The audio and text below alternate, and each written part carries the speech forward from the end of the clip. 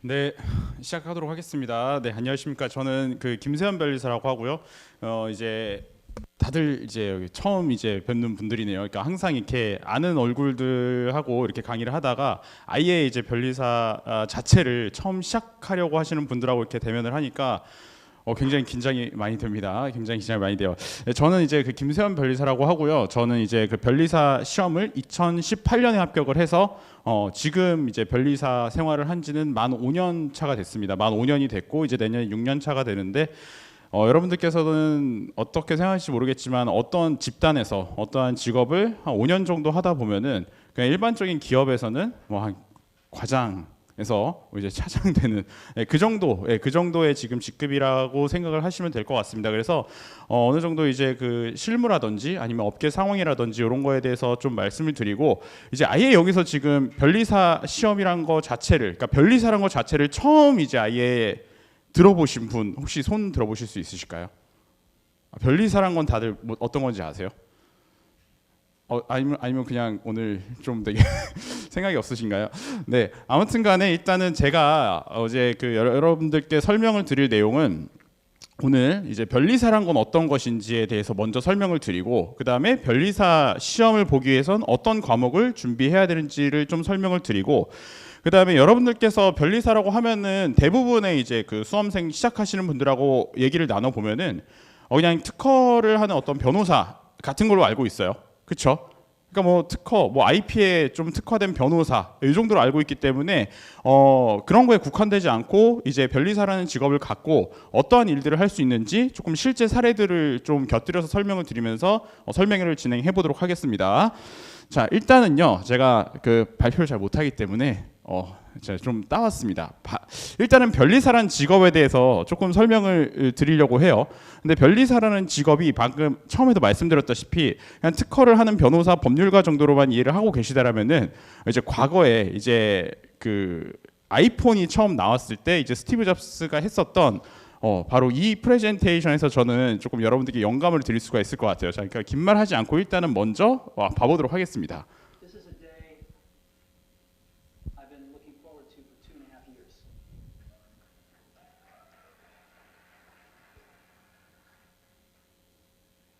Every once in a while, a revolutionary product comes along that changes everything.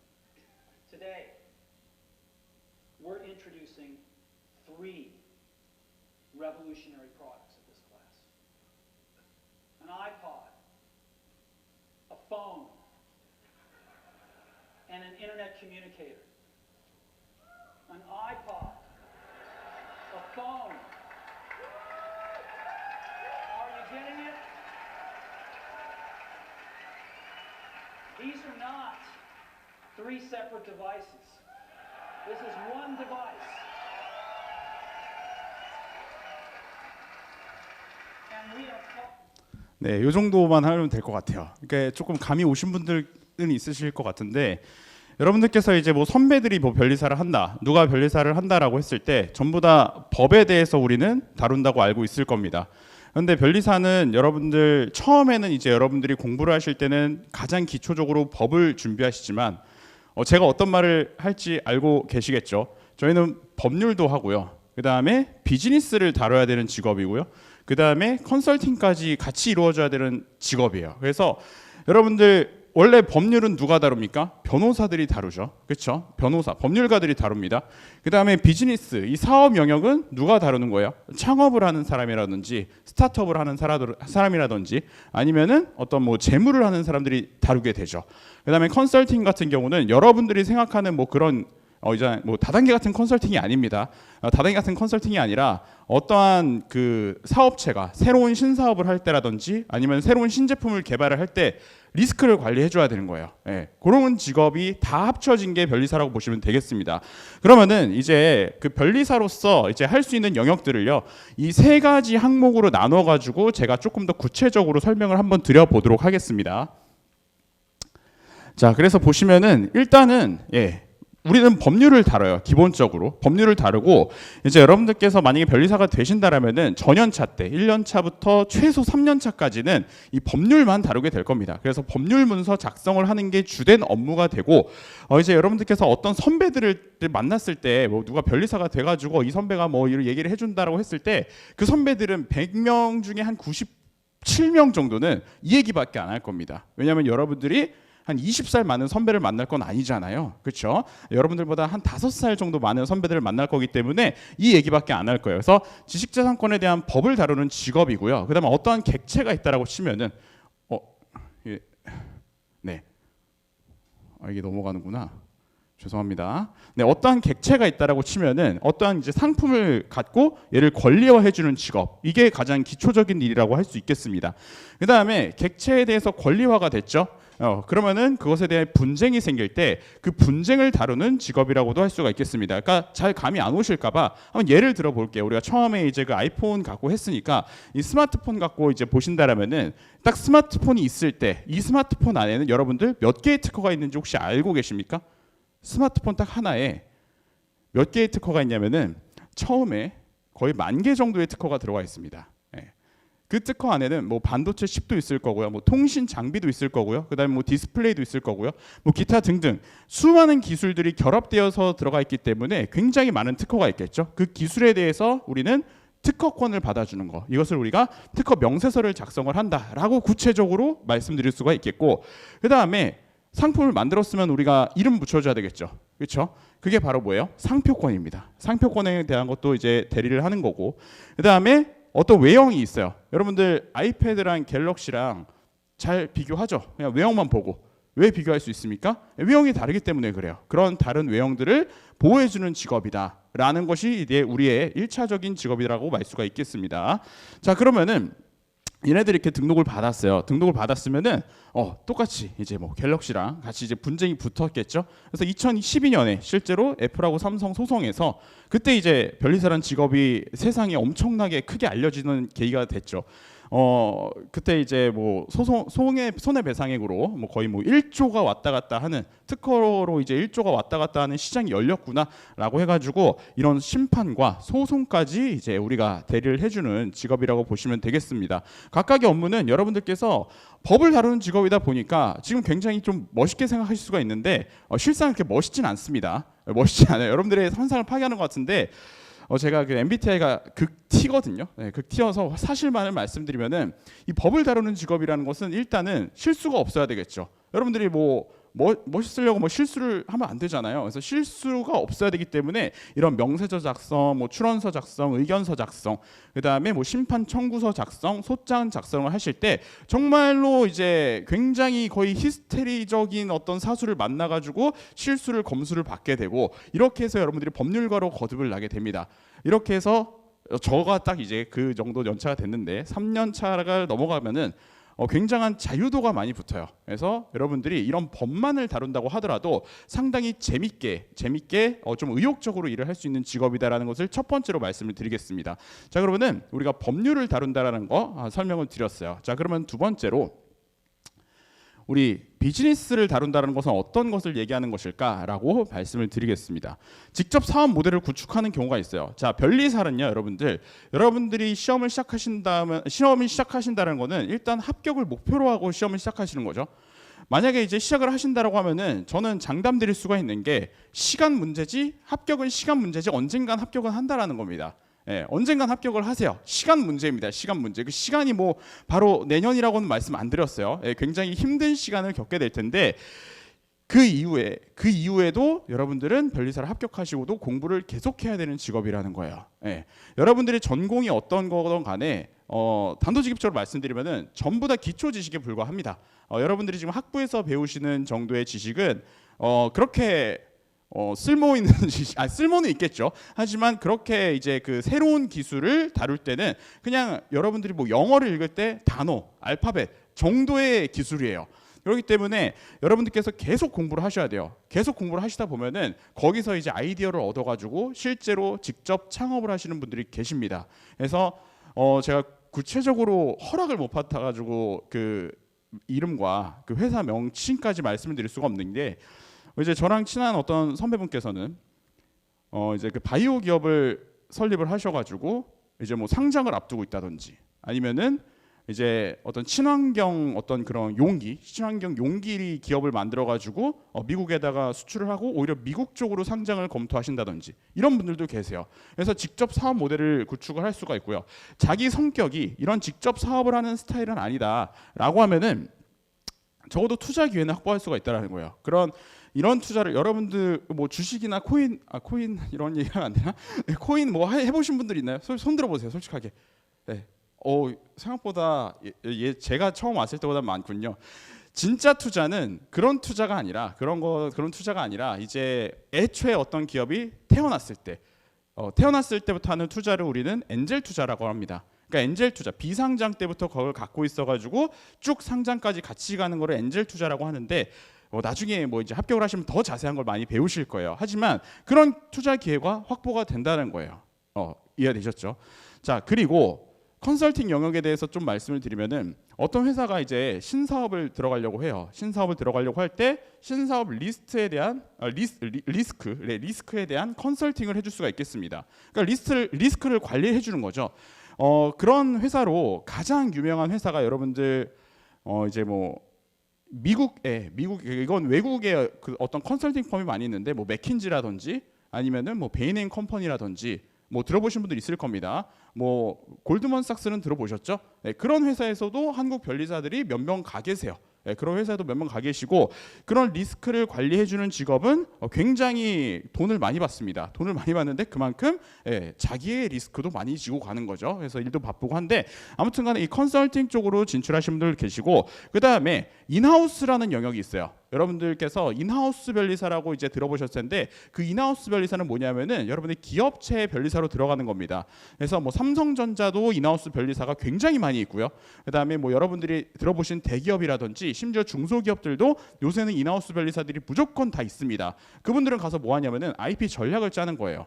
IP 전략을 짜고 뭐 예를 들면 삼성전자에서 앞으로 삼성 반도체에 대한 어떤 그 기술을 이렇게 발전시킬 건데 이걸 어떻게 권리화를 해야 될까라고 했을 때 여러분들이 특허 사무소들 만나고 다니면서 이 대리인한테 맡기겠다. 그리고 우리는 이러한 전략으로 IP를 이제 설계를 할 거니까 이렇게 해달라라고 관리하는 직책까지 갈 수가 있습니다. 물론 제가 이 세 가지 카테고리로 분류를 했는데 여러분들께서 여기 쓰진 않았습니다. 변리사의 장점이 가장 뭐냐고 물어보시는 분이 많아요. 저한테 변리사의 장점이 뭐냐라고 했을 때 저는 이 모든 거를 여러분들이 선택할 수 있는 자유라고 조금 말씀드릴 수가 있을 것 같아요. 혹시 일을 하시다가 오신 분들 있나요? 어떤 대기업을 회사를 다니다가는 네. 그럼 회사를 다녀보셨으면 아시겠지만 자유가 없죠. 딱히 이거 하라는 대로 해야 되고 그다음에 뭐 회사의 정책이 A라고 하면은 그냥 우리는 A로 가야 되는 거예요. 근데 여러분들께서 변리사 합격을 하시면은 뭐 3년 동안은 뭐 힘들게 이런 서류 작업이라든지 이런 걸 배우시겠지만 그 이후에는 여러분들 개개인이 개인 사업자라고 생각하시는 게 좋아요. 개개인이 브랜드이기 때문에 그 브랜드에 있어서 자유도는 다 여러분께 있고 책임도 다 여러분께 있다라는 겁니다. 이해되셨습니까? 그렇기 때문에 그 자유도 뭐 내가 비즈니스를 해보고 싶어라고 했을 때 자신 있게 비즈니스를 해볼 수 있는 사람 우리 그냥 기업 다니면 딱히 나오기가 힘들거든요. 그렇죠? 내가 어떤 그 회사 컨설팅 펌을 다니고 있는데 컨설팅 펌을 다니다가 갑자기 내가 이거 해보고 싶다고 해가지고 정말 큰 용기가 있지 않는 이상은 이거 해봐야지라고 회사를 때려치시는 분이 잘 없어요. 하지만 아직까지는 이제 변리사가 굉장히 자유도가 높은 직업입니다. 그래서 이직에 있어서도 굉장히 자유롭고요. 그다음에 어떠한 것을 하는 데 있어서 이제 우리는 약간 운동선수 같아요. 그러니까 프로 운동선수 같아가지고 이 회사에서 이 회사를 간다고 할 때 너 배신자다. 뭐 이런 사람 거의 한 명도 본 적이 없습니다. 한 명도 본 적이 없고 그냥 우리 다 돈 받고 일하는 프로니까 저쪽에서 조건이 더 좋으면은 그냥 운동선수가 팀을 옮기는 것처럼 옮기는 거예요. 이렇게 좀 자유도가 높은 게 가장 큰 장점이다라고 말씀을 드릴 수가 있겠습니다. 자, 그러면은 우리가 변리사가 되기 위해선 이제 그 2부랑 3부 때 다른 이제 그 민법 선생님하고 그다음에 그 이준석 변리사님이 조금 더 자세하게 말씀을 해주시겠지만 우리가 그 변리사가 되기 위해선 일단 산업재산권법에 대해서 공부를 하셔야 되고요. 그 산업재산권법을 기본으로 해서 업무까지 계속 수행해 나가는 거예요. 근데 요거는 그냥 간단하게만 설명드리겠습니다. 산업재산권이 뭐겠습니까? 여러분 산업이 뭐예요? 산업. 예, 산업. 산업이 돈 버는 겁니다. 돈 번. 우리나라에서 기간 산업 뭐 이런 거 얘기하잖아요. 우리나라에다가 돈을 벌어다 주는 게 산업이고요. 그걸 재산화한 게 산업 그걸 재산권화한 게 산업 재산이에요. 그걸 보호하는 게 산업 재산권이고 아까도 말씀드렸다시피 어떠한 객체가 딱 그냥 상품이 딱 나왔어요.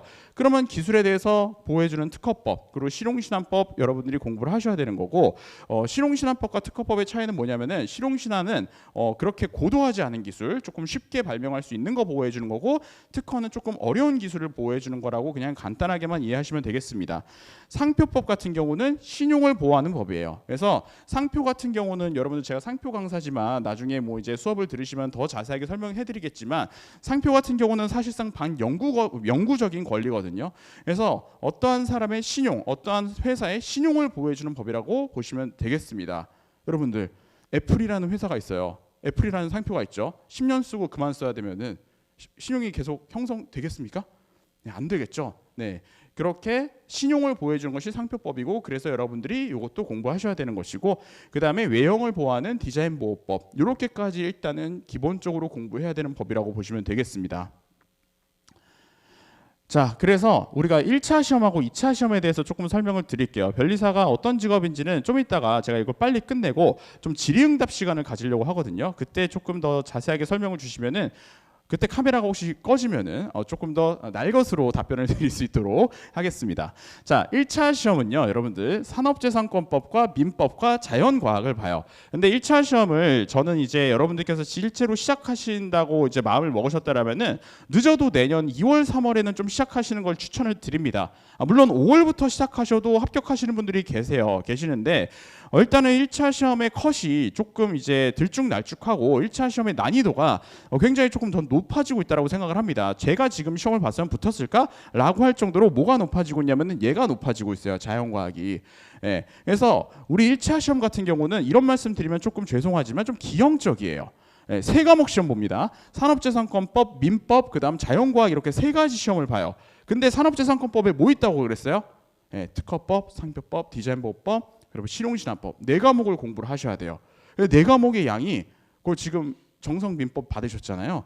예, 그거보다 두껍습니다. 각각. 예, 그러니까 할 게 많아요. 민법도 하셔야 되고요. 자연과학은 여러분들 해보셔서 아실 거 아닙니까? 물, 화, 생지 범위가 어디까지 있어요?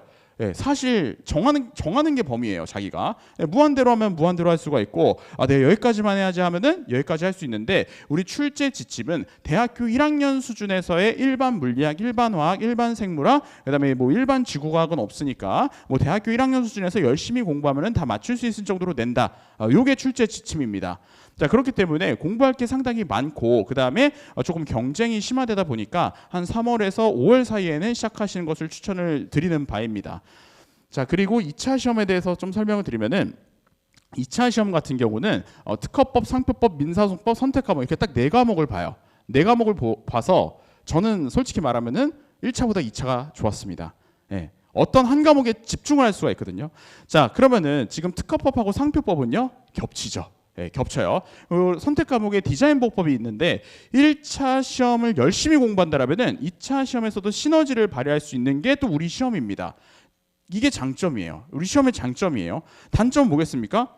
그만큼 잘하는 사람들이 많겠죠. 네, 잘하는 사람들이 많을 거예요. 그래서 1차 시험과 2차 시험은 과목적으로는 이렇게 차이가 있어요. 과목적으로는 차이가 있는데 제가 좀 여러분들께 설명을 드리면은 제 수업을 안 들으실 수도 있잖아요, 나중에. 그래서 이것만은 기억했으면 좋겠다라는 겁니다. 1차 시험은 우리 시험은요. 여러분들이 지금까지 보셨던 시험 중에 가장 큰 시험이 바로 그저께 있었죠. 지금까지 여러분들은 가장 큰 시험을 본 게 수능입니다. 근데 본질적으로 이 수능과 고시라는 시험은 완전히 다른 시험이에요.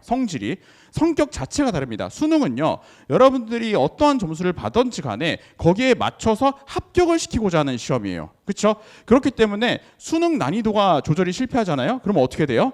욕을 엄청 먹습니다. 그렇죠? 욕 안 했어요? 여러분 수능을 다 잘 보셨나요? 네, 난이도 조절을 실패해가지고 뭐 1등급이 막 갑자기 뭐 한 개 틀렸는데 막 상등급 막 이렇게 되고 막 그렇게 되면 욕을 엄청 먹게 돼요. 그 등급을 잘 나눠줘야 되는 시험이에요. 근데 우리 고시라는 시험은 특히 변리사 시험 같은 경우는 여러분들이 어떤 감정을 가지는지 간에 중요하지 않아요. 200명만 딱 자르면 됩니다. 문제가 엄청 쉬워도 되고요. 문제가 엄청 어려워도 돼요. 200명을 잘라버리면 되는 시험이에요. 민원이 들어와요. 한마디만 답변해주면 됩니다. 어차피 상대평가다. 네, 어차피 동일한 조건에서 공평하게 동일한 시간에 동일한 문제를 갖고 풀었기 때문에 문제가 쉽던 어렵던 간에 딱히 문제가 되지 않는 시험이라는 겁니다. 그래서 여러분들께서는 지금까지 붙으려고 했던 공부, 그리고 수능 같은 경우는 커리큘럼이 잘 짜여 있잖아요. 그렇죠? 뭐 학원가라든지 학교에서도 커리큘럼이 잘 짜여 있는데 이제 고시 같은 경우는 이 과목 하나하나 물론 저는 커리큘럼을 잘 짜놨습니다. 네, 과목 하나하나에 대해서 깊게 파야 되는 공부다 보니까 이것에 대해서 여러분들이 좀 차이점을 느끼시면 좋겠다는 겁니다. 자, 그래서 이 그래프를 가져왔는데 얘가 중요도입니다.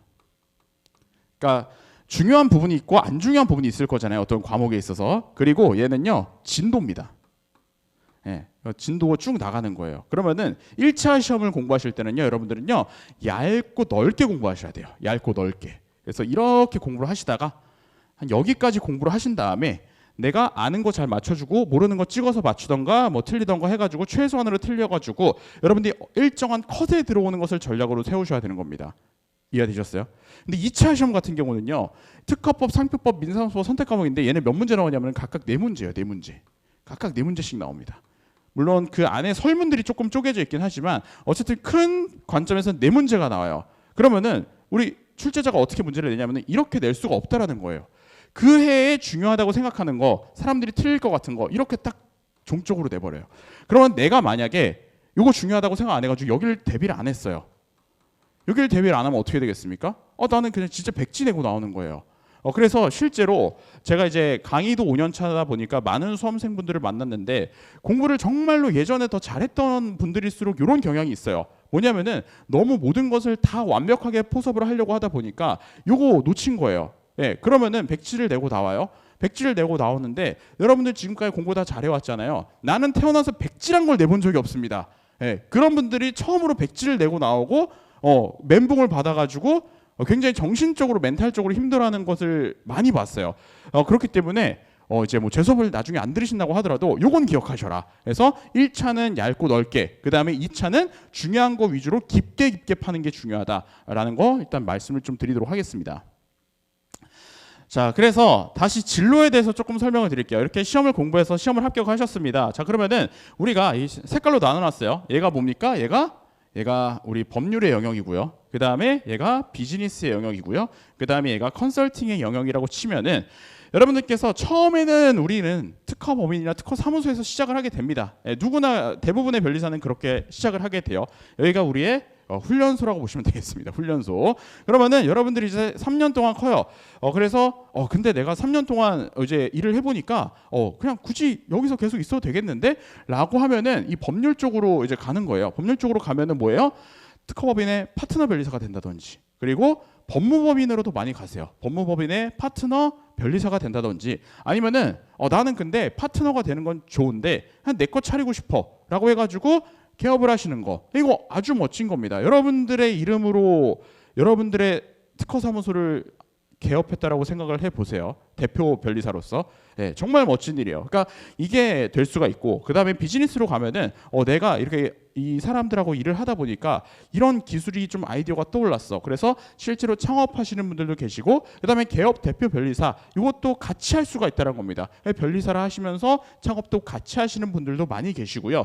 그 다음에 기업 전문 경영인이나 그 다음에 CTO 이런 걸로 가시는 분들도 많이 봤습니다. 그래서 이 CTO 같은 경우는 뭐냐면은 여러분들이 이제 처음 들어볼 수도 있는데 어떠한 기업에서 전략을 세워주는 전략실장이라고 보시면 되겠습니다. 그래서 대기업에 변리사분들께서 한 분씩은 계세요. CTO로 한 분씩은 계십니다. 그래서 이렇게 가시는 경우가 많이 있고요. 그 다음에 뭐 컨설팅으로 가신다면 컨설팅 펌의 파트너가 될 수도 있고, 그 다음에 컨설팅 펌 자체를 창업할 수도 있고요. 그 다음에 사모펀드를 결성할 수도 있고, 그 다음에 약간 이 중간 영역이 최근에 많이 가는 게 요거. VC라고 들어보신 분들 있을 있을지 모르겠는데 아까 투자의 영역이 있다고 말씀드렸잖아요. 이게 벤처 캐피탈이란 건데 그 벤처 캐피탈의 심사역으로 가십니다. 그러면은 좋은 회사를 발굴해서 거기다가 투자를 집행을 하죠. 투자를 집행을 하고 뭐예요? 5년 동안 기다립니다. 5년 동안 기다려서 그게 뭐가 돼요?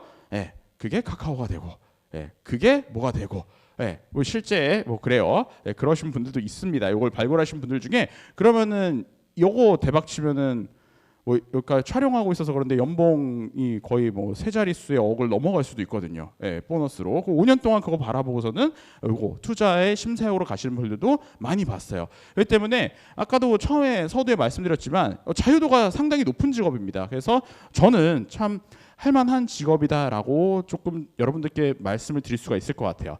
실제로 이제 요거는 뭐 업무 사례를 소개해드리는 건데 여러분들이 오시면은 1년 차에서 3년 차 동안 많이 하실 거예요. 그래서 요거 특허 명세서 작성하는 게 이런 겁니다. 그래서 클라이언트의 기술을 받아서 여기다가 뭐 발명의 명칭이라든지 뭐 기술 분야라든지 뭐 발명의 내용이라든지 이런 거 여러분들이 설명해 주는 게 여러분들의 가장 첫 번째 직업이 될 거예요. 그러니까 직업이 변리사인데 가장 첫 번째 업무가 될 거예요. 그러면 여러분들께서 내가 변리사랑 맞는지 안 맞는지를 조금 따지실 때는요. 뭐가 좋냐면은 일단 글을 잘 쓰는 사람이 변리사 하기가 좀 좋긴 합니다. 글 중에서도 여러분들 이제 막 가르치고 설명하고 이런 사람 좋아하는 사람들 있죠. 이 글은 사실 설명문이거든요. 설명문. 누구를 설득하기 위한 것이 아니라 이 기술을 잘 설명해 주는 거예요. 그래서 여기까지 권리화하겠다라는 거예요. 그래서 이 안은 설명문이고요. 이 청구 범위는 약간 논설문입니다. 이거 내가 권리를 취득해야 돼. 네, 설득을 시키는 거예요. 그래서 이런 것들을 좀 글을 잘 쓰는 능력이 있다. 그리고 내가 말하는 거 좋아한다. 약간 논쟁하는 거 좋아한다. 그러면은 변리사랑은 조금 어울리신다라고 말씀을 드릴 수가 있을 것 같습니다. 그리고 이런 것들 내가 어떤 거 출원했는데 뭐 거절이 됐어요. 그게 의견 제출 통지서란 게 이게 나옵니다. 그럼 어떻게 거절 이유 극복해봐라 라고 해서 특허청하고 이제 싸우는 거예요. 이거는 난 등록 받을 수 있을 것 같은데 너가 잘못 생각한 것 같다. 뭐 이런 식으로 이렇게 뭐 알규잉을 하는 거죠. 그래서 이런 것들 글을 쓰는 능력입니다. 전부 다. 그리고 심판 소송. 이거 제가 실제로 했던 심판 소송 그 청구서를 가져온 거예요. 그래서 여러분들이 뭐 소장 작성한다든지 아니면 심판 청구서 작성한다든지 이런 것들 다 글 쓰는 거죠. 제가 한 장만 가져왔지만 저 이거 100장 썼어요. 100장. 네. 그런 것들이 이제 여러분들의 첫 업무가 될 거예요. 그래서 일단 정말 간단하게만 가져온 거고 아까 말씀드렸다시피 다른 데로 갈 수 있는 영역은 굉장히 많다라는 거를 조금 말씀을 드리고 싶습니다.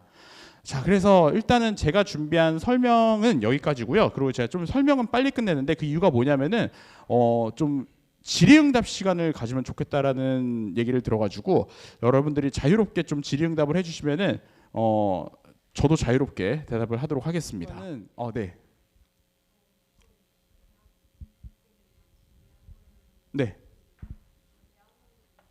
네. 많아요. 네, 많습니다.